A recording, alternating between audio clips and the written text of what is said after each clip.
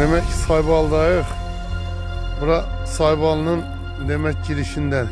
Sen Allah'la aliye fikir vereyim.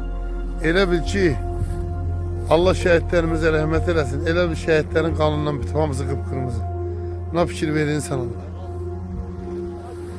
Allah her birimize burada qayıdıb yaşamağı nəsib eləsin inşallah. Allah'ın köməkliyindən inşallah hamı qaydar. Çiçeğe bakın sen Allah. Gör ne güzelliktir. Adam bakır ürəyə açılır, Qur'an olsun.